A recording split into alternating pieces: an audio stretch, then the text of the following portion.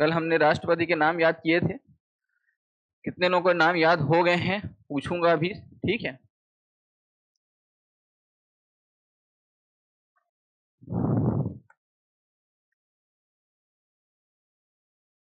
राष्ट्रपति जो आपने याद किया था उसमें एक और याद कर लेना, एक लिखना ट्रिक, रविशंकर घर जा, वन जा, इसको घर जा को वन जा करा, ठीक है, वन जा।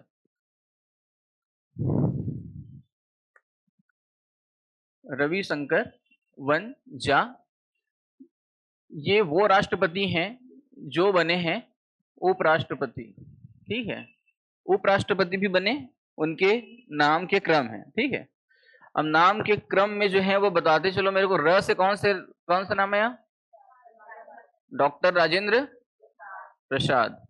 वी से वी गिरी, शंकर दयाल शर्मा। व से वेंकट रमन। न से नीलम संजीव रेड्डी। और जा से याद हो गया? हो गया याद? ये राष्ट्रपति भी थे और उपराष्ट्रपति भी बने।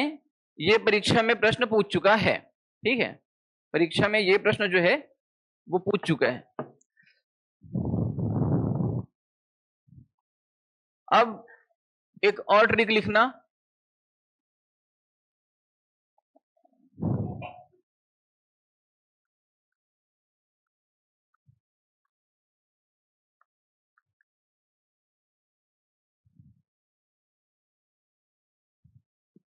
पकान काका दियो शाम, या इसको लिख लो शर्त शपथ।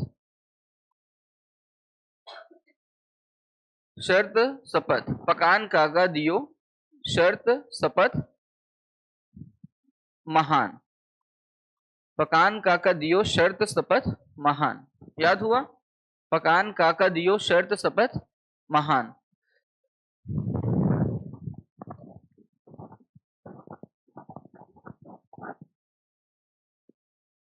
ये आर्टिकल हैं, ये है आर्टिकल नंबर 52, 53, 54, 55, 56, 57, 58, 59, शपथ मतलब 60 और महान मतलब महाभियोग 61।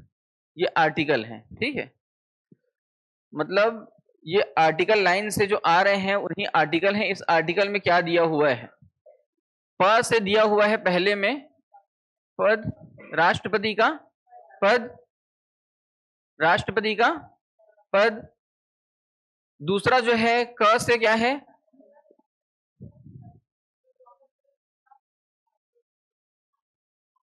अच्छा सॉरी, ये इसको करेक्ट कीजिए, सॉरी, ठीक, इसको करेक्ट कीजिए, बहुत सुंदर।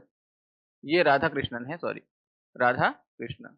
राजेंद्र प्रसाद तो पहले राष्ट्रपति ही बन गए थे, उपराष्ट्रपति उस समय राधा कृष्णन थे, ठीक है। तो ये ध्यान आपने दिया, बहुत सुंदर। अब यहाँ पे पद जो है पहले है और उसके बाद दूसरे में क्या है? कार्यपालिका प्रमुख। न से क्या है? निर्वाचन। क से क्या है? कार्य। और का से क्या है? का से है कोटा। ये ना उल्टा करना है, इसको उल्टा करना, ठीक है।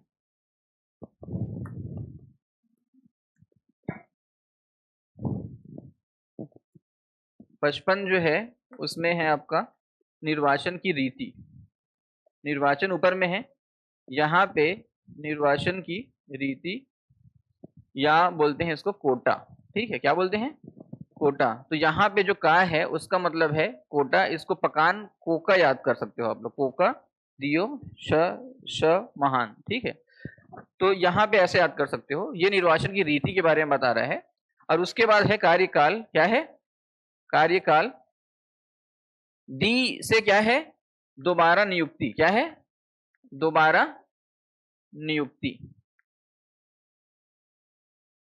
यो से है योग्यता, शर्त, शपथ और महाभियोग। फिर से देखो इसको, पकान, कोका याद रख लो, कोका, दियो, शर्त, शपथ, महान। ठीक है, पकान, कोका, दियो, शर्त, शपथ, महान, ये याद कर लिए। उसके बाद है 52 नंबर में है पद। राष्ट्रपति का एक पद होता है, ठीक है, संवैधानिक पद। यह एक कार्यपालिका प्रमुख होता है। उसके बाद है निर्वाचन की इसका जो है निर्वाचन किस प्रकार से होगा। उसके बाद है निर्वाचन की जो रीति है, कोटा, किस प्रकार से हम लोग उसको, पूरा सिस्टम है उसका, है ना, प्रोसेस रहेगा उसका। और उसके बाद है कार्यकाल। डी से दोबारा नियुक्ति, दोबारा नियुक्ति इसकी होगी कि नहीं होगी। योग्यता के बारे में बात करेगा। शर्त कौन कौन सी है प्रधानमंत्री बनने की, और शपथ लेगा किसके समक्ष, और महाभियोग मतलब इसको हटाने की प्रक्रिया। हुआ याद? हुआ याद? मतलब उसको हटाने की प्रक्रिया तक अभी 61 तक जो है वो देख रहे हैं। राष्ट्रपति जो है उसका निर्वाचन किस प्रकार से होता है, ये कार्यपालिका प्रमुख है, कल बता दिए थे अपन। संवैधानिक प्रमुख है, बता दिए थे।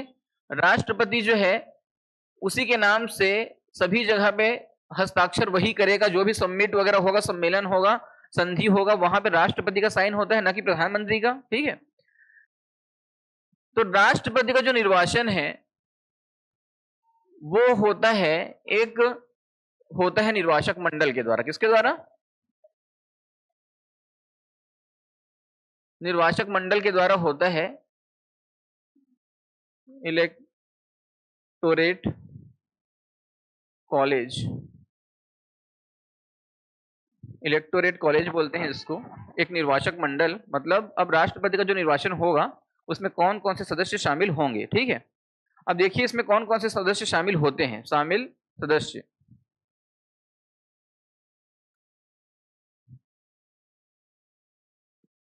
संसद बनता है राष्ट्रपति से,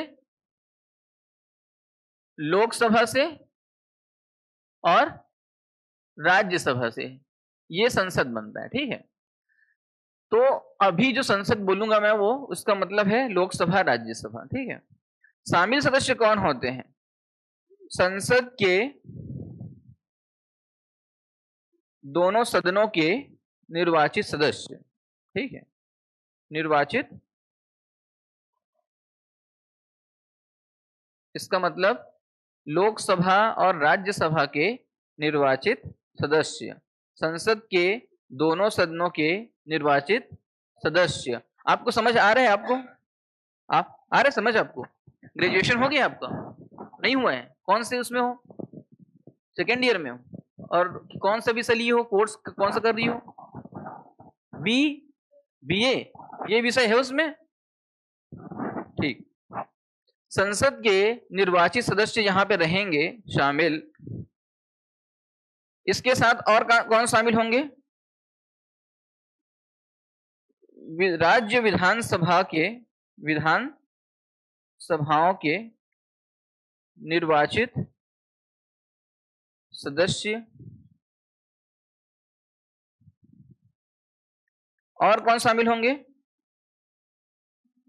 दिल्ली, पुडुचेरी और अब जो है जम्मू कश्मीर के निर्वाचित सदस्य। इतने लोग शामिल होंगे।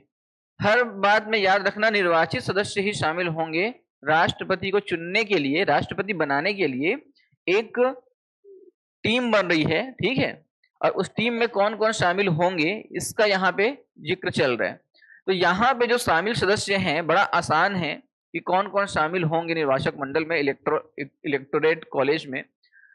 संसद के निर्वाचित सदस्य शामिल होंगे, चाहे वो राज्यसभा के हो चाहे दोनों सदन के, दोनों सदन के। संसद मतलब दोनों आ गया। राज्यसभा में 12 सदस्यों को राष्ट्रपति मनोनीत करते हैं, पता है ना आपको, और लोकसभा में भी मनोनीत करते हैं। ठीक है, तो मनोनीत जो सदस्य हैं उसको नहीं लिया जाएगा।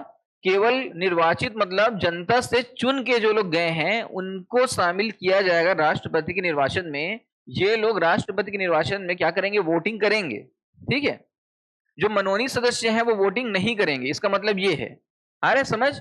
अब शामिल इसमें कौन कौन नहीं होंगे? ठीक है, तो शामिल नहीं में तो आसानी से आप लोग इसको कर सकते हो, संसद के मनोनीत सदस्य,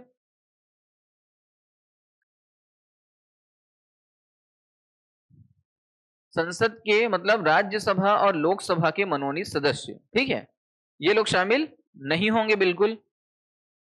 दूसरा, विधान परिषद के सदस्य, विधान परिषद के जो सदस्य हैं, कुछ राज्यों में आपको पता है कि विधान परिषद है 6 राज्यों में। ठीक है, तो जो 6 राज्य हैं वहां पे के सदस्य शामिल नहीं होंगे वोटिंग करने के लिए। आ रहे समझ? और उसके बाद कौन शामिल नहीं होंगे? तो जो दिल्ली, पुडुचेरी और जम्मू कश्मीर के बाद जो केंद्र शासित प्रदेश बच गए वो भी शामिल नहीं होंगे। केंद्र शासित प्रदेश, इसमें लिख लेना दिल्ली, पुडुचेरी और जम्मू कश्मीर को छोड़ के।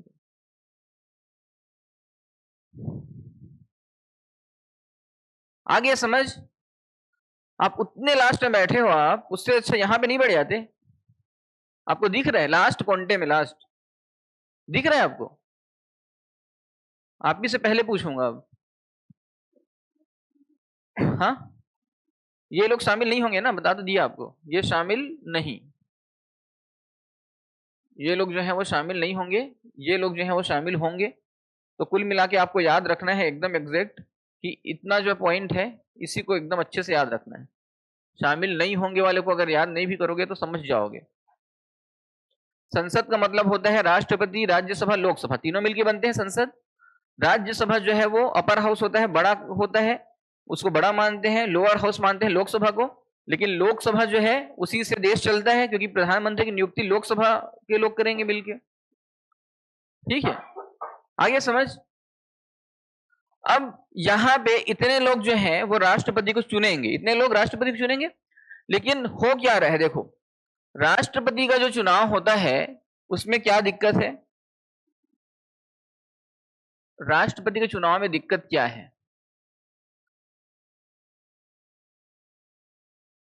चैलेंजेस क्या आ रही हैं?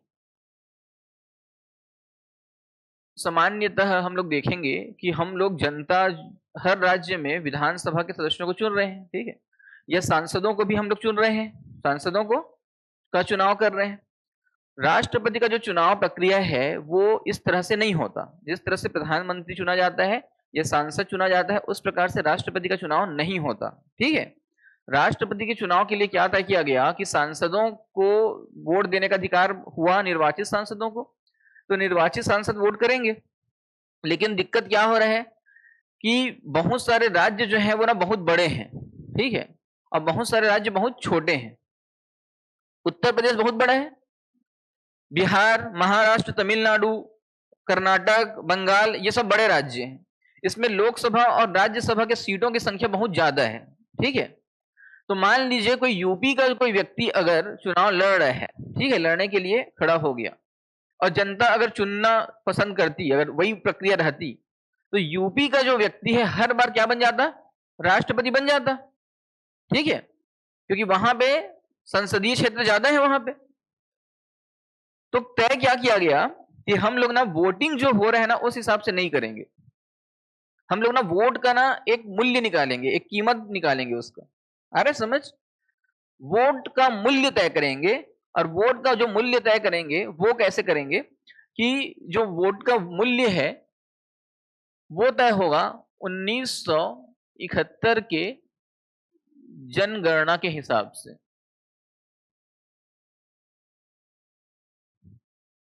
1971 में जितनी जनसंख्या थी देश की उतनी जनसंख्या हम लोग मानेंगे अभी 2025-26 में भी।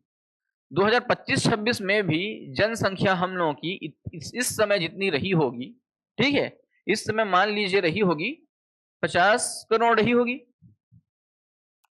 तो 50 करोड़ की जो जनसंख्या है उसी को मान के चल रहे हैं। उस समय जितने संसदीय क्षेत्र बने थे उस हिसाब से ही तय किया जाएगा और वहां पे वोट का मूल्य निकाला जाएगा। वोट का मूल्य जो है वो वोट नहीं होता है, ये ध्यान रखना। वोट का मूल्य वोट नहीं होगा। एक व्यक्ति डालेगा एक वोट, मतलब क्या हो गया, एक एक ही वोट हुआ ना, एक वोट। लेकिन मूल्य उसका जो है वो एक से कम भी हो सकता है, एक से ज्यादा भी हो सकता है। आ रहा है समझ? वोट का मूल्य जो है वो एक से कम भी हो सकता है, ज्यादा भी हो सकता है। अब वोट का मूल्य कैसे निकाल रहे हैं, ठीक है। अब देखो यहां पे कि ये लोग वोटिंग जो करेंगे उसमें किस प्रकार से चीजें होंगी। विधानसभा में और संसद में, विधान सभा में वोट का मूल्य क्या होगा, ठीक है। तो उसमें ना एक गणित वाला फॉर्मूला दे दिए हैं, एक गणित का फॉर्मूला दे दिए हैं। और वहां पे क्या बोले हैं कि राज्य की जनसंख्या, राज्य की टोटल जनसंख्या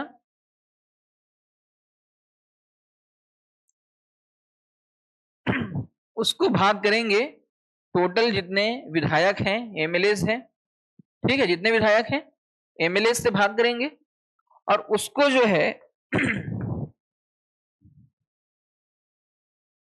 गुणा करेंगे 1/1000 से। आप लोगों को कैलकुलेशन नहीं करना है, आप लोगों को कैलकुलेशन नहीं करना है। आप लोगों को ये लेकिन याद रखना है, विधानसभा के मत का मूल्य, मत का मूल्य, या इसमें लिख लेना एमएलए का, विधायकों के मत का मूल्य, ठीक है, कितना होगा। एक विधायक ने एक वोट डाला, उसके मत का वैल्यू कितना है, तो हर राज्य के लिए अलग अलग अब होगा यहां पे सूत्र के हिसाब से, ठीक है। छत्तीसगढ़ में टोटल राज्य की जनसंख्या मान के चलिए कि 3 करोड़ है। कितनी है? 3 करोड़, ठीक है। और 3 करोड़ ऊपर में आएगा और नीचे में कितना आएगा, 90 विधायक है यहाँ पे, और गुणा कर देंगे 1/1000 का। तो जितना आएगा उतना छत्तीसगढ़ के विधायक का मत का मूल्य होगा। आ रहे समझ? तो 90 विधायकों के मत का मूल्य सेम होगा, सेम होगा। उसी प्रकार से क्या करेंगे, यूपी के विधायकों के मत का मूल्य निकालेंगे और वहां पे यूपी में जो है विधानसभा जो है वहां पे 403 सीट है, 400 से अधिक। तो वहां पे क्या लिखेंगे, जनसंख्या करीब करीब 20 करोड़ 22 करोड़ है, 22 करोड़ ऊपर में लिखेंगे, नीचे में 400 लिखेंगे और फिर गुणा कर देंगे 1/1000 का। यहां पे भी मत का मूल्य कुछ ना कुछ आने वाला है, तो वो यूपी के सभी विधायकों के मत का मूल्य माना जाएगा। आ रहे समझ? अब विधायक के साथ हम लोग किसको वोट डालना है, सांसदों को। तो सांसद के मत का मूल्य क्या होगा, मत का मूल्य, सांसद के मत का मूल्य क्या होगा, ये हर राज्य के लिए अलग अलग निकलेगा, ठीक है, हर राज्य के लिए अलग अलग निकलेगा। यहां पे क्या होगा, यहां पे जितना वैल्यू इसका आएगा, मतलब विधायकों के मतों का मूल्य, विधायकों के मतों का मूल्य बटे सांसदों की संख्या, सांसदों की टोटल संख्या। ये सांसदों की संख्या जो है वो टोटल जो संख्या होती है राज्यसभा प्लस लोकसभा, वो होगा राज्यसभा प्लस लोकसभा, ये दोनों मिला के, ठीक है। अपर और लोअर हाउस में जितने सांसद हैं 543 सांसद हैं और एक में जो है वो 233 सांसद हैं। दोनों के मिला के जितना सांसद हैं यहाँ पे रहेंगे और विधायकों के मत का मूल्य जो है वो टोटल यहाँ पे रहेगा और उसके बाद निकल जाएगा सांसदों के मत का मूल्य। ये एक जो है वो गणित यहाँ पे फॉर्मूला दिया गया है यूपीएससी के या सीजीपीएससी के बच्चों को याद करने के लिए, परीक्षा में आएगा करके। ये फॉर्मूला जो है विधायकों को या सांसदों को मालूम नहीं है, ठीक है, तो मतलब ही नहीं है उनको। अरे समझ, ये सब काम उनका काम है क्या? नहीं है। ये सब काम जो है चुनाव आयोग का काम है। अब ये हो गया। अब इसके बाद जो है वो क्या करते हैं कि टोटल जो है वो क्या करना है, अब मतलब ये दोनों का मूल्य हो गया है ना, दोनों का मूल्य हो गया। अब जो कोटा जो पूरा होगा वो कैसे होगा, या फिर चुनाव होने के बाद जो है कौन जीता कौन हारा, ठीक है, तो वहां पे कैसे तय करेंगे? सिंपल सा जो प्रधानमंत्री या विधायक या सांसद का जो चुनाव होता है, वो चुनाव होता है, उसको बोलते हैं फर्स्ट पास्ट दी पोस्ट। ये सिस्टम है एक, इसी सिस्टम से चुनाव होता है। फर्स्ट पास्ट दी पोस्ट का मतलब ये है कि अगर 5 लोग अगर चुनाव में खड़े हैं, तो 5 लोगों में से सबसे ज्यादा जिसका आया वोट प्रतिशत, वो जीत गया। संख्या मतलब ज्यादा आया। मान लीजिए इसको जो है 30% मिले, इसको 20% मिले, इसको भी 30% मिले। सॉरी, इसको 30 क्यों दे देंगे, दोनों को दे देंगे तो गलत हो जाएगा। इसको 29% मिले, इसको 15% मिले, इसको 16% मिले, ठीक है, ये 100 से ज्यादा थोड़ी हो रहा है। अब मान लीजिए इतना इतना वोट मिल गया, तो आपको पता है कि 30% वाला जीत गया, इसको ज्यादा वोट मिला, ये जीत गया। लेकिन राष्ट्रपति का जो चुनाव होगा, उस चुनाव में 30% वाला व्यक्ति नहीं जीतेगा, ये ध्यान रखना आप लोग, ठीक है। राष्ट्रपति के चुनाव में जब तक 50% प्लस 1, समझ गए, 50% प्लस 1 वोट प्राप्त नहीं होता किसी व्यक्ति को, तब तक वो जीता नहीं माना जाएगा। और अगर ऐसा नहीं होता है, क्योंकि जरूरी तो है नहीं पहली बार में हो 50% मिल जाए, तो फिर क्या होगा? तो फिर दोबारा जो है वो काउंटिंग होगी, समझ गए, दोबारा फिर से जो है वो काउंटिंग होती है। अब वो प्रक्रिया क्या है, उस प्रक्रिया को देखिए। अब देखो क्या होता है उस प्रक्रिया में। ये अब जो प्रक्रिया जो आप लोग पढ़ रहे हो ना, ये राष्ट्रपति चुनाव में इतना कठिन प्रक्रिया जो भी लाया होगा, चुरा के कहीं से भी लाया होगा या अपना दिमाग लगाया होगा, ये छत्तीसगढ़ के बच्चों के लिए बहुत परेशानी का सबक है। तो अब चुनाव जो होगा प्रक्रिया, उस प्रक्रिया में उसको प्रक्रिया को क्या बोलते हैं? अनुपातिक प्रतिनिधित्व प्रणाली। अनुपातिक प्रतिनिधित्व प्रणाली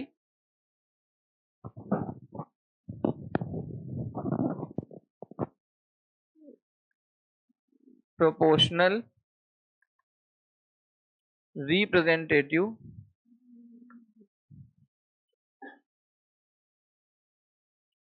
सिस्टम, प्रोपोर्शनल रिप्रेजेंटेटिव सिस्टम, अनुपातिक प्रतिनिधित्व प्रणाली। इसके पश्चात इसमें और क्या चीज जुड़ेंगी? गुप्त मतदान, क्या क्या लिख रहा हूं मैं,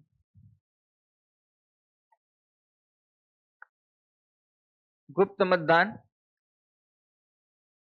तीसरा पॉइंट है अप्रत्यक्ष चुनाव, अप्रत्यक्ष होगा। और चौथा पॉइंट है एकल संक्रमणीय मत पद्धति, सिंगल ट्रांसफेरेबल वोटिंग सिस्टम। अब राष्ट्रपति का जो चुनाव है वो इस प्रक्रिया से होगा, जो सबसे अजीब प्रक्रिया है, पूरे देश में किसी का चुनाव इस प्रकार से नहीं होता है। राष्ट्रपति का चुनाव होगा गुप्त मतदान, जो हमेशा होता है। अप्रत्यक्ष चुनाव मतलब इसको जनता नहीं चुनने वाली है। प्रधानमंत्री जो चुनते हैं वो प्रत्यक्ष होता है कि अप्रत्यक्ष होता है? प्रधानमंत्री का जो चुनाव होता है वो प्रत्यक्ष होता है कि अप्रत्यक्ष होता है? हाँ, आप लोग वोट देते हो क्या प्रधानमंत्री को? नहीं देते। आप लोग देते हो वोट सांसद को, है ना? और सांसद जो है क्या करते हैं? प्रधानमंत्री को चुनते हैं। हो डायरेक्ट अब देखोगे ना तो प्रधानमंत्री का चुनाव अप्रत्यक्ष है, अप्रत्यक्ष है क्योंकि डायरेक्ट हम लोग नहीं चुन रहे हैं। लेकिन संविधान में हर जगह ये लिखा है कि प्रधानमंत्री प्रत्यक्ष तरीके से चुना जाता है। आ रहा है समझ? सिस्टम है अलग, लेकिन जब परीक्षा में आएगा तो आप क्या लिखोगे? प्रधानमंत्री का चुनाव प्रत्यक्ष तरीके से होता है, राष्ट्रपति का अप्रत्यक्ष तरीके से होता है। आ रहा है समझ ना? लेकिन है नहीं वैसा ना व्यवहार में। तो गुप्त मतदान प्रणाली तो सभी में होगा, अप्रत्यक्ष चुनाव जो है वो भी लगभग कई ठो चीजों में तो होगा, लेकिन आप अनुपातिक प्रतिनिधित्व प्रणाली जो है और प्रोपोर्शनल ये सिंगल ट्रांसफरेबल एकल संक्रमणी मत पद्धति के बारे में अभी नहीं सुने हैं। पहला जो पॉइंट मैं ऊपर में लिखवाया हूं पहले पेज में, ये वाला कि विधानसभा के मतों का मूल्य और सांसद के मतों का मूल्य, ये इसी को बोलते हैं अनुपातिक प्रतिनिधित्व प्रणाली। इसी को क्या बोलते हैं? अनुपात में हमने देखा कि स्टेट यूपी का, बिहार का, छत्तीसगढ़ का अलग अलग मत का मूल्य हो गया, अलग कीमत हो गया मत का। तो अब मत का कीमत गिना जाएगा, ना कि मत वोट गिना जाएगा। ठीक है, कोई भी एक विधायक एक वोट दिया, इसका मतलब यह है कि इसका मत का वैल्यू, मान लीजिए छत्तीसगढ़ के विधायक के मत का वैल्यू जो है वो 4 है। कितना है? 4।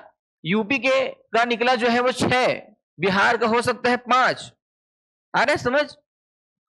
तो एक अगर विधायक वोट करता है तो वो 4 वोट करता है। एक विधायक क्या करेगा छत्तीसगढ़ में? 4 वोट करेगा, ना कि 1 वोट करेगा।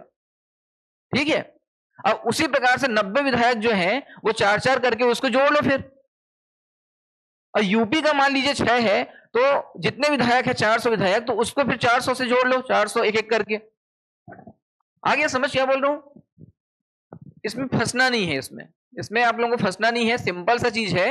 मत जो है वो क्या हो रहा है? मतों का मूल्य जो है उसका निर्धारण हो रहा है। यहां पे मतों का मूल्य निर्धारण हो रहा है। उसके लिए मैंने पहले बता दिया कि यहां पे जो सिस्टम बना हुआ था, विधानसभा के विधायकों के मतों का मूल्य कितना होगा इस फॉर्मूला से, सांसदों के मत का मूल्य का निर्धारण होगा इस फॉर्मूला से। हो गया, यहां तक कहानी खत्म। अब उसके बाद दोनों को जोड़ के जितना इसका आएगा, जो इसका आएगा, उसको दे देंगे 2 से भाग और प्लस 1 कर देंगे। हो गया? आ रहा है समझ? क्योंकि हमको निकालना है 50% प्लस 1। पीछे समझ आ रहा है?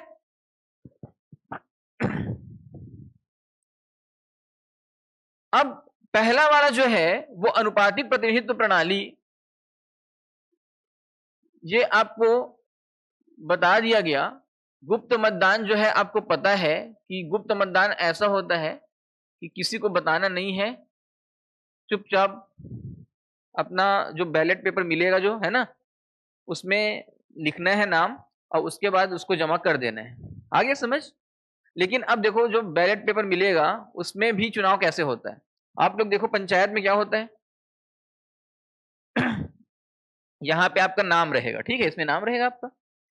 नाम के सामने जो है ये, अच्छा इसमें नाम नहीं रहेगा, एक दिया जाएगा जिसमें कैंडिडेट का नाम रहेगा, सॉरी कैंडिडेट का नाम रहता है। 1 2 3 4 5 इस तरफ जो है वो चुनाव चिन्ह रहता है, ऐसी होता है ना। और उसके बाद जो है वो आपको जो है वो सामने में उसके थप्पा लगाना है, टिक लगाना है, ठीक है, ये रहता है। अब उसके बाद उस पर्ची को आप लोग ऐसा मोड़ के वहां पे डाल देते हो, जो डिब्बा रहता है उसमें डाल देते हो। ये सिस्टम रहता है। अभी तो बहुत क्या हो गया है वो वोटिंग, वो ईवीएम सिस्टम हो गया है, तो बहुत लोग इस प्रकार से वोट किए नहीं है। ठीक है, तो वो वाला जो सिस्टम है इसी प्रकार से होता है कि एक कागज जो है उसमें नाम रहेगा, उसमें आप जो है वो एक को चुनोगे और उसके बाद उसको बंद करके डाल दोगे डिब्बे में। और डिब्बा जो है वो क्या होगा, जिस दिन चुनाव का काउंटिंग होगा उस दिन डिब्बा सबको खोलने के बाद डिब्बा को सबके सामने वहां पे जो जो रहेंगे वहां पे कैंडिडेट, उन उसको डालने के बाद, निकालने के बाद सबको काउंट करेंगे एक एक करके। ये होता है ना सिस्टम।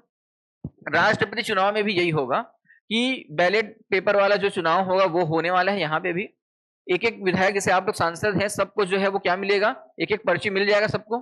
ठीक है, और उस पर्ची में आप लोग एक एक जने का, राष्ट्रपति 2 कैंडिडेट खड़े हुए, मान लीजिए कि राष्ट्रपति में के चुनाव के लिए कैंडिडेट जो है वो खड़े हो गए, A B C D 4 लोग खड़े हो गए। ठीक है,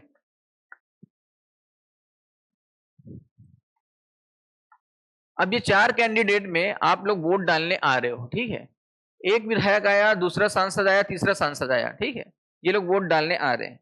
तो वोट जो है वो एक व्यक्ति को डालेंगे क्या? नहीं डालेंगे। राष्ट्रपति चुनाव में यही होता है स्पेशल कि एक व्यक्ति को वोट नहीं डालेंगे, ये लोग सभी व्यक्तियों को, जितने कैंडिडेट है उतने लोगों को वोट डालेंगे। आगे समझ? अब ये वोट कैसे डालेंगे? ये लोग डालते हैं वरीयता के आधार पे। किसके आधार पे? वरीयता या प्रेफरेंस के आधार पे। प्रेफरेंस किसको ज्यादा दिया जा रहा है, प्राथमिकता किसको ज्यादा दिया जा रहा है।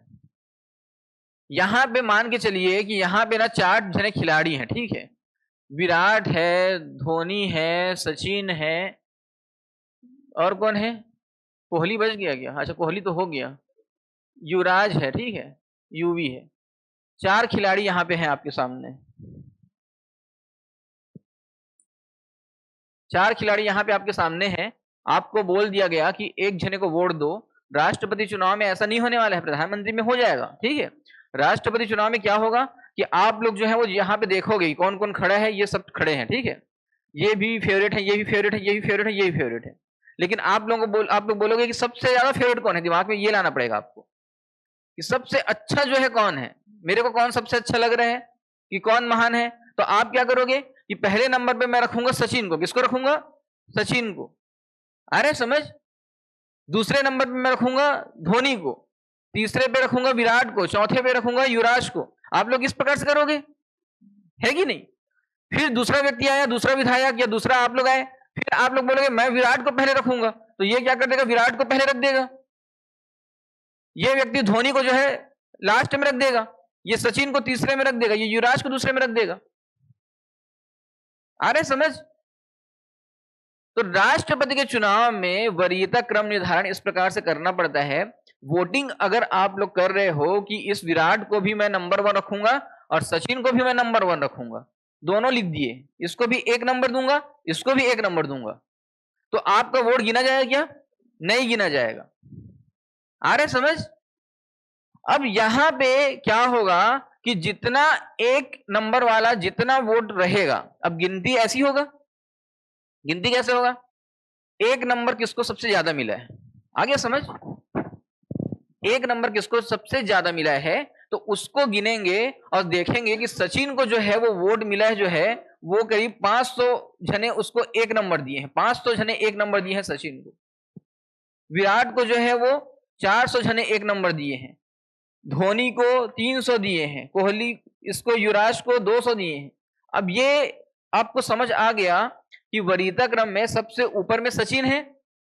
तो अब क्या सचिन को हम लोग बना दे राष्ट्रपति, सचिन को राष्ट्रपति बना दे क्या, बना दे बोल रहे हैं आप, ऐसे व्यवहार में जो है हम लोग सोच सकते हैं कि उसको बना देते हैं, ठीक है, क्योंकि राष्ट्रपति कुछ काम तो है नहीं राष्ट्रपति का।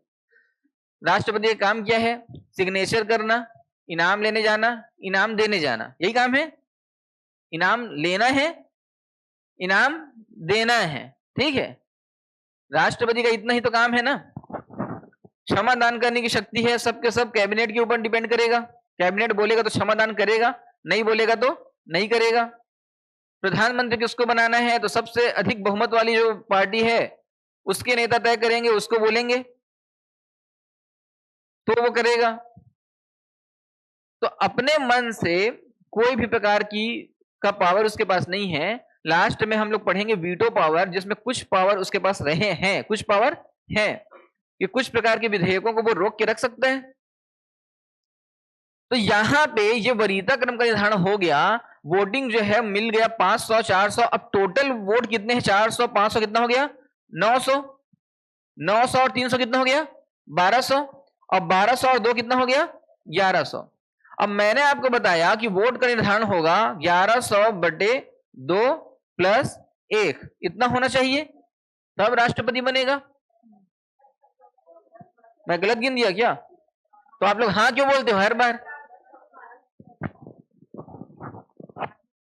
5 4 9 3 12 2 1400, ठीक है। अब ये 1400 अगर है तो 1400/2 कितना हुआ, और 700 प्लस 1 कितना हुआ, इतना हो गया। तो वोट कितने मिलने चाहिए पहले को, इतना वोट मिलना चाहिए, लेकिन मिला कितना, 500 मिला। तो ये क्या राष्ट्रपति बन जाएंगे, ये राष्ट्रपति अभी नहीं बनेंगे।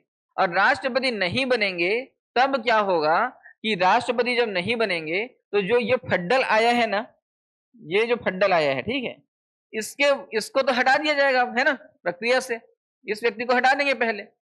अब इस व्यक्ति का जितना वोट इसने दिया है एक वाले को, उस वोट को यहां पे जोड़ना शुरू करेंगे, समझ गए, इसके जो वोट हैं इसको जोड़ना शुरू करेंगे। 1 नंबर वाले को, 2 नंबर वाले को, 3 नंबर वाले को, इसको फिर जोड़ना शुरू करेंगे। अब उसके बाद भी अगर ये 701 नहीं आता है तो ये दूसरे को भी हटाएंगे, धोनी को भी, इसको भी हटाएंगे और इसके वोट जो है फिर बांटे जाएंगे ऊपर में। आ रहे समझ? ये जितना जितना प्रेफरेंस वो लोग दिए थे ना, जितना जितना वो लोग वोट दिए थे 1 नंबर को, 2 नंबर को, वही जो है फिर से वो ऊपर में जाएगा गिनती में, ठीक है। और उसके बाद इसको जितना दिए थे, इसको जितना दिए थे, ये ऊपर में फिर काउंट होगा। फिर इसको हटाएंगे धोनी को और फिर धोनी के वोट को फिर ऊपर में डालेंगे। आ रहे समझ? और ये प्रक्रिया जो है वो इसी प्रकार से चलेगी। अभी तक वर्तमान जब तक देखोगे राष्ट्रपति का चुनाव, वहां पे एक बार ऐसा हुआ कि ये दूसरे चरण का मतदान काउंटिंग करना पड़ा, दूसरे चरण का। वी गिरी और नीलम संजीव रेड्डी जब चुनाव लड़े थे 1969 में, तो वहां पे ये प्रक्रिया हुई थी, केवल एक बार अब तक हुई है, ठीक है। और उसके बाद आपको पता है कि नीलम संजीव रेड्डी दोबारा जब चुनाव लड़े तो निर्विरोध हो गए, ठीक है, कि उनके अगेंस्ट में कोई खड़ा नहीं हुआ। तो ये जो प्रक्रिया है, इसी प्रक्रिया से राष्ट्रपति का चुनाव होगा। समझ आया कि नहीं ये बताओ? पीछे पीछे नहीं आया समझ? फिर से देखो, फिर से वही प्रक्रिया है। आप लोग राष्ट्रपति का चुनाव हो रहा है, अभी राष्ट्रपति कौन है? अभी द्रौपदी मुर्मू है, ठीक है। और अभी जो कैंडिडेट जो खड़े हुए थे उनका नाम याद है क्या? मेरे को भी याद नहीं है अभी का। तो यहां पे जो है वो मान लीजिए जयशंकर नाम का कोई व्यक्ति है, ठीक है। इसको गूगल करके देखना। अब ये 2 कैंडिडेट ही हर बार होते हैं चुनाव में, अभी तक ऐसी हुआ। राजेंद्र प्रसाद से लेके द्रौपदी मुर्मू तक ये हुआ है कि 2 जने कैंडिडेट ही चुनाव में खड़े हो रहे हैं हर बार, 2 कैंडिडेट। सबसे पहली बार जो है राजेंद्र प्रसाद का चुनाव हुआ था, वहां पे काफी सारे कैंडिडेट थे, 1952 की बात है, ठीक है। लेकिन हर बार बाकी में 2-2 जने कैंडिडेट खड़े हो रहे हैं। इसमें आसान क्या हो गया कि इसमें एक विधायक जो है, विधायक का नाम मान लीजिए कौन है? विष्णुदेव साय जी हैं। कौन है? ये विष्णुदेव साय जी। और एक विधायक का नाम है रमन सिंह, एक विधायक रमन सिंह। एक विधायक जो है वो मान लीजिए अमर अग्रवाल है, ठीक है। कौन है? अमर अग्रवाल, जो बिलासपुर को क्या कर दिए हैं? बर्बाद कर दिए, ठीक है। तो अब मान लीजिए ये लोग वोट देने जा रहे हैं। मैंने बताया कि पहले वोट का मूल्य निकाल लिया गया है, पहले से निकाल लिया गया है चुनाव आयोग के द्वारा, और वहां पे तय कर लिया गया है कि इसका वोट का मूल्य जो है वो 5-5 है सबका, क्योंकि ये एक ही स्टेट के हैं। ये लोग वोट जब डालेंगे तो यहाँ पे द्रौपदी जी है, यहाँ पे जयशंकर है, तो इसको वोट कैसे डालेंगे? ये लोग जो है वो वोट डालेंगे, द्रौपदी को दूसरे में रखेंगे, जयशंकर को पहले में रखेंगे। समझ रहे हो? फिर ये वोट डालेंगे, ये जो है जयशंकर को पहले में रखेंगे, ये इसको दूसरे में रखेंगे। आ रहे समझ?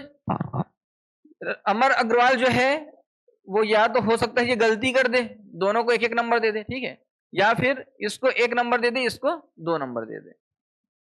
आ गया समझ? अब यहां पे देखो कि 1 नंबर जो है वो किसको ज्यादा मिला है? 1 नंबर किसको ज्यादा मिला है? तो रमन सिंह और ये दोनों 1 नंबर इसको चुने हैं, तो इसका जो वोट है वो क्या हो गया? 2, और इसका वोट जो है क्या हो गया? 1। यही हो गया। तो अभी स्पष्ट समझ आ गया कि द्रौपदी मुर्मू जो है वो क्या हो गई? राष्ट्रपति बन जाएगी, क्योंकि यहां पे कोई प्रकार का दिक्कत नहीं हो रहा है। 3 वोट पड़े, 3 में से 2 मिल गया, और 3 में से मिलना कितना चाहिए? 3/2 प्लस 1, 1.5। ये फिर गलत हो रहा है क्या? 3/2 कितना होता है? 1.5 प्लस 1। तो इसको जो है वो 1.5 से 1 वोट ज्यादा मिलना चाहिए, है कि नहीं? तो ये जो है बन गई, द्रौपदी बन गई। अब ये मान लीजिए कि यहां पे एक तीसरा कैंडिडेट भी खड़ा हो जाता। यहां पे अगर तीसरा कैंडिडेट जो है वो एक व्यक्ति को और ले लीजिए जयशंकर के साथ, इसमें मान लीजिए राहुल गांधी को ले लीजिए, आपके फेवरेट जो है, ठीक है, राहुल गांधी को ले लीजिए। अब राहुल गांधी को ले लिए तो हर कोई जो है वो जरूरी थोड़ी है कि उसको फड्डल ही रखेगा, ठीक है। कि अमर अग्रवाल हो सकता है कि इस बार राहुल गांधी को पहले नंबर पे रख दिए, इसको जो है वो तीसरे नंबर पे रख दिए, इसको दूसरे नंबर पे रख दिए, ठीक है। और फिर रमन सिंह आए तो रमन सिंह भी सोच रहे हैं कि मैं इसको जो है राहुल गांधी को पहले नंबर पे रखूंगा, इसको तीसरे नंबर पे रखूंगा और इसको दूसरे नंबर पे रखूंगा, ठीक है। आ रहे समझ? ये व्यक्ति जो है इसको तीसरे नंबर पे रख दिया राहुल गांधी को। अब वोट का गिनती करो, राहुल गांधी को मिल गया 2 वोट, राहुल गांधी जो है उसको मिल गया 2 वोट और दूसरे स्थान पे कोई किसी ने उसको नहीं चुना है, सीधा उसको पहले स्थान पे चुना है और तीसरे स्थान पे चुना है। जयशंकर जो है उनको पहले स्थान के लिए कितना वोट मिला है? ये वाला है ना, एक जने का। यहां पे जयशंकर को 1, दूसरे के लिए कितना मिला है? 1 और तीसरे के लिए कितना मिला है? 1। द्रौपदी मुर्मू को वोट किस प्रकार से मिला है? द्रौपदी मुर्मू को 1, 2 शून्य है, 2, 2, 3, अच्छा 1 में नहीं है, सॉरी 1 में नहीं है, 2 में 2 ठो है और 3 में 1 ठो है, ये ऐसा मिल गया।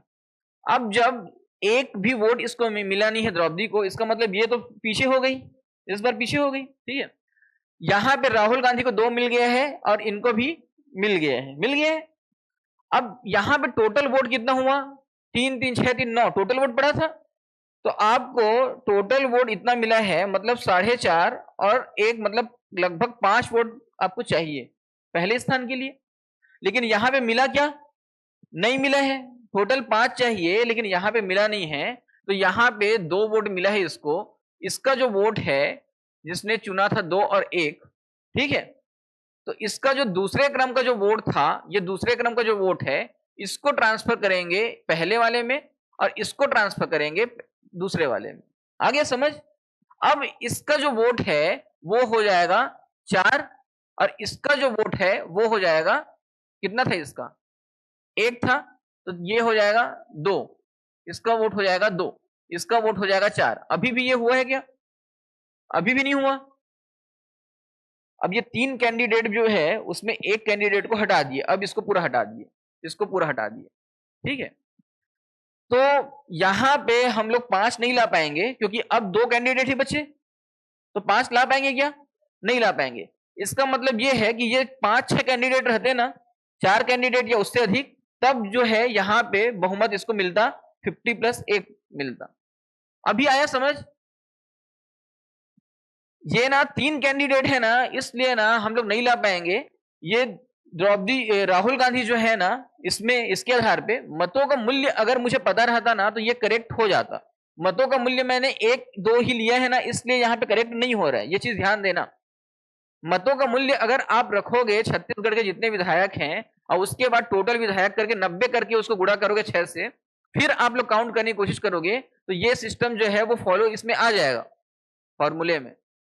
लेकिन मैंने एक एक मत जो है वो गिना है यहाँ पे, इसलिए ये जो है वो ट्रिक में नहीं आ रहा है। समझ गए? ये ट्रिक नहीं है, ये एक सिंपल सा सिस्टम है जो बनाया गया है। आया समझ? कुल मिला के इसमें है क्या, इसमें जो एकल संक्रमणीय मत प्रणाली की बात किए हैं हम लोग, सिंगल ट्रांसफरेबल वोटिंग सिस्टम, इसमें वरीयता के आधार पे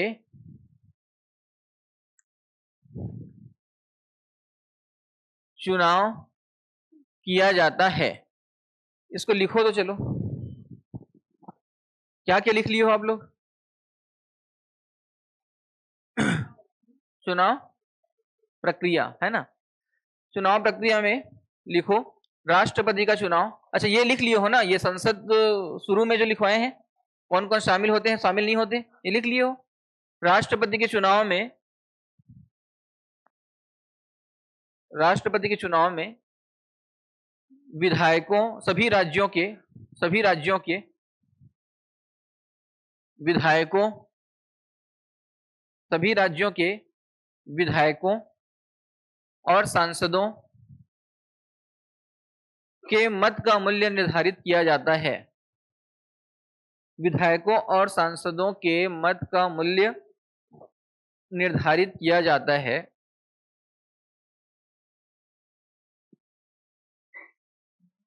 मत का मूल्य निर्धारित किया जाता है। मत का मूल्य मत का मूल्य मत से मत का मूल्य मत से भिन्न होता है। मत का मूल्य मत से भिन्न होता है। इसका निर्धारण 1971 की इसका निर्धारण 1971 की जनगणना 1971 की जनगणना के हिसाब से तय होता है। के हिसाब से तय होता है। प्रत्येक राज्य के विधायकों के, एमएलएस के और सांसदों के मत मूल्य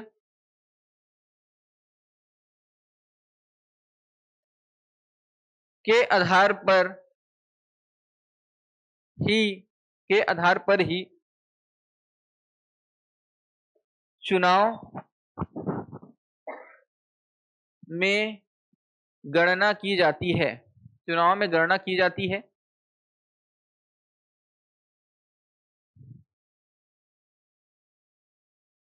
प्रत्येक विधायक और सांसद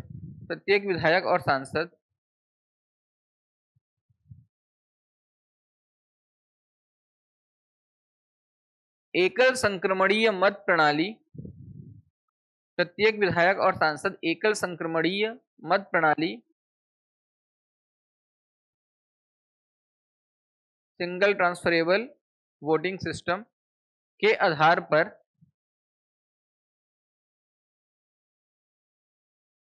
अर्थात वरीयता क्रम के आधार पर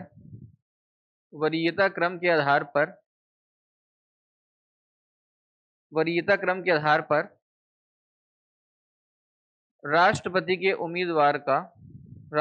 के उम्मीदवार का चुनाव करते हैं। राष्ट्रपति के उम्मीदवार का चुनाव करते हैं।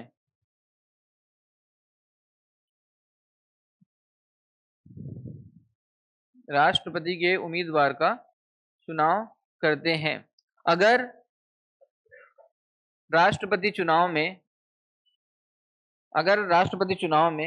4 उम्मीदवार खड़े हैं। राष्ट्रपति चुनाव में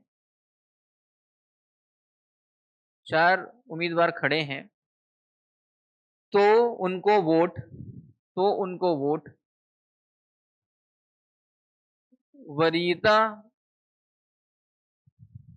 ऑब्लिक करके लिखना प्राथमिकता के आधार पे दिया जाएगा।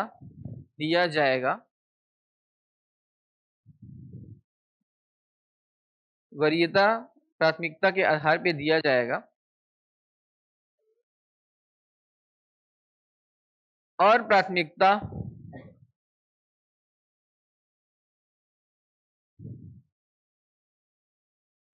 एक, 2, 3, 4 नंबर के हिसाब से होगा। प्रत्येक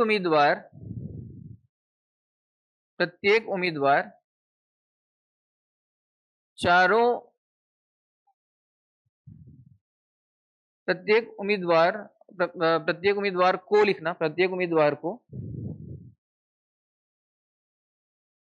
इसी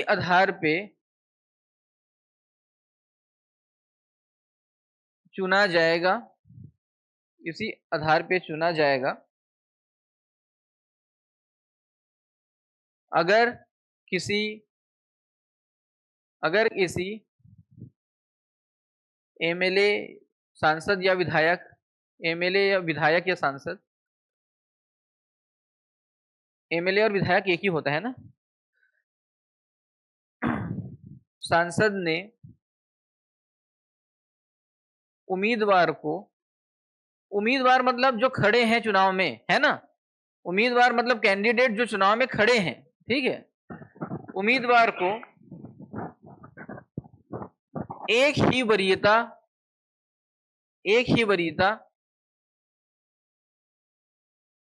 दे दी, एक ही वरीयता दे दी, तो उसका मत, उसके मत की गणना नहीं की जाएगी, उसके मत की गणना नहीं की जाएगी। मत की गणना नहीं की जाएगी। उसके बाद लिखना, प्रथम चरण के चुनाव की गणना के पश्चात, प्रथम चरण के चुनाव की गणना के पश्चात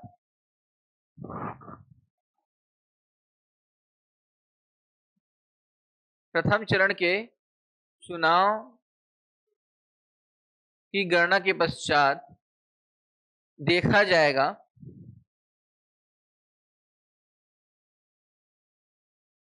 कि किसी उम्मीदवार को 50% प्लस 1, 50% प्लस 1 मत मूल्य, 50% प्लस 1 मत मूल्य प्राप्त हुए कि नहीं, प्राप्त हुए कि नहीं,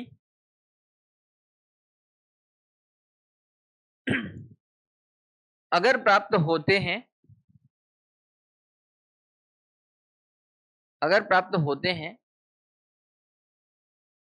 तो उस उम्मीदवार को राष्ट्रपति बना दिया जाएगा। अगर प्राप्त होते हैं तो उस उम्मीदवार को राष्ट्रपति बना दिया जाएगा। अगर प्राप्त नहीं होते, अगर प्राप्त नहीं होते तो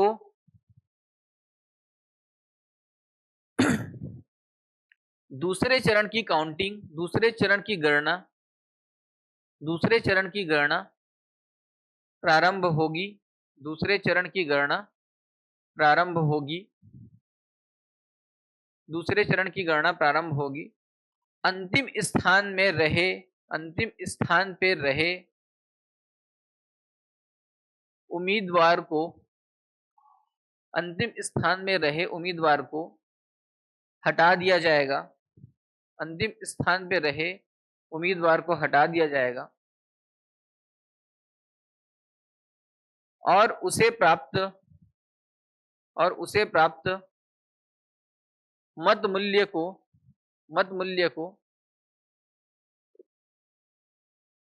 उसके ऊपर के उम्मीदवारों को ट्रांसफर कर दिया जाएगा, ट्रांसफर कर दिया जाएगा। यह प्रक्रिया तब तक चलती है, यह प्रक्रिया तब तक चलती है जब तक किसी एक उम्मीदवार को, जब तक किसी एक उम्मीदवार को, यह प्रक्रिया तब तक चलती है जब तक किसी एक उम्मीदवार को 50% प्लस 1 वोट मूल्य प्राप्त नहीं होता है, प्राप्त नहीं होता है। तब तक चलती है, तब तक चलती है जब तक किसी एक उम्मीदवार को 50% प्लस 1 मत मूल्य प्राप्त नहीं होता है।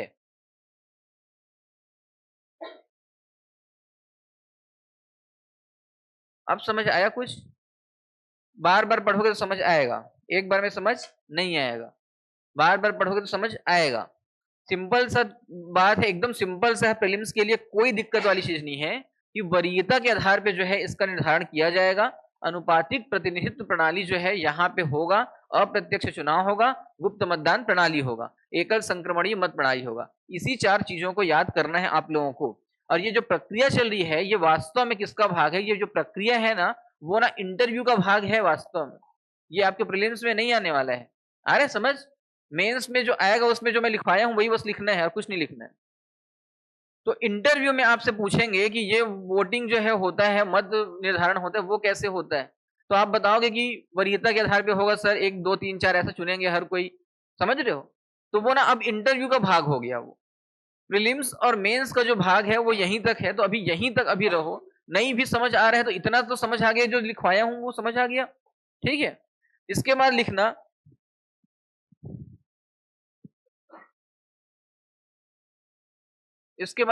लिखना राष्ट्रपति पद की योग्यता।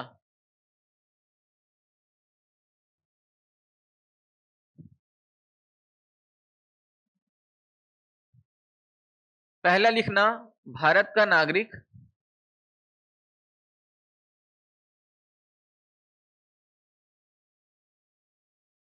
दूसरा लिखना 35 वर्ष की आयु। और तीसरा लिखना लोकसभा सदस्य बनने की योग्यता रखता हो। योग्यता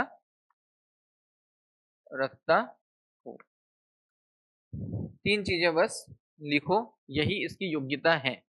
अगर आप भारत के नागरिक हो, भारत के नागरिक में क्या आता है? भारत का नागरिक देखो, अमेरिका में क्या सिस्टम है और यहाँ क्या सिस्टम है। अमेरिका में सिस्टम ये है कि जो व्यक्ति अमेरिका में पैदा हुआ है वही बनेगा अमेरिका का राष्ट्रपति। आगे समझ? अगर वहां पे आप पैदा नहीं हुए हो, आप अगर ब्रिटेन में पैदा हुए और उसके बाद चले गए, 4 माह के थे तभी आप चले गए कहाँ? अमेरिका। केवल 4 माह के थे, आपके मम्मी पापा ले गए आपको, ठीक है, और वहां पे आपको नागरिकता मिल गया अमेरिका का। अब जब आप 35 साल के हो गए तो आप चुनाव लड़ने के लिए, राष्ट्रपति चुनाव के लिए नामांकन फॉर्म जमा करोगे। ठीक है? तो वहां पे आपका नामांकन फॉर्म जो है वो एक्सेप्ट होगा क्या? नहीं होगा। क्यों? क्योंकि आपका जन्म जो है वहां पे नहीं हुआ है। लेकिन भारत में अगर आप भारत के केवल क्या बोल रहे हैं? नागरिक हो। और नागरिकता में हमने पढ़ा है कि नागरिकता तो बहुत प्रकार से है। अदनान सामी भी चुनाव लड़ सकता है कि नहीं? अदनान समी जो है वो लिफ्ट करा दे, लिफ्ट करा दे जो बोलता था, वो भी जो है चुनाव लड़ सकता है।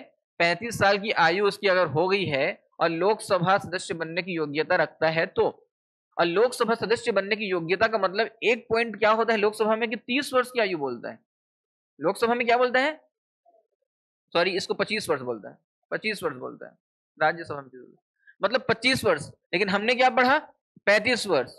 तो 35 वर्ष को यहाँ पे छोड़ दे, 25 वर्ष को छोड़ दो, क्योंकि पहले से ये बोल दिया 35 वर्ष। और बाकी का मतलब क्या है? तो बाकी लोकसभा सदस्य बनने के लिए आप दिवालिया नहीं होने चाहिए, बैंकरप्ट नहीं होने चाहिए, आपको कोई क्रिमिनल केस नहीं होना चाहिए, यही सब योग्यता है ना। तो वो सब योग्यता होना चाहिए बोल रहे हैं। और विधायक बनने के बाद, सांसद बनने के बाद, हाँ क्रिमिनल आप बन सकते हो, बाद में बन सकते हो, ठीक है।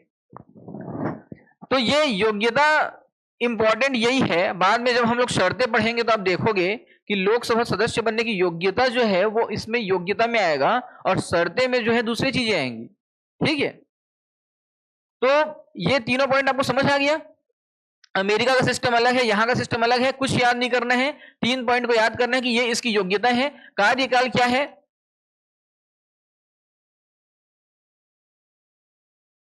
कार्यकाल होता है इसका 5 वर्ष का। कार्यकाल होता है इसका 5 वर्ष का। लेकिन अगर किसी राष्ट्रपति की मृत्यु हो जाती है, मृत्यु 2 साल बाद हो गई,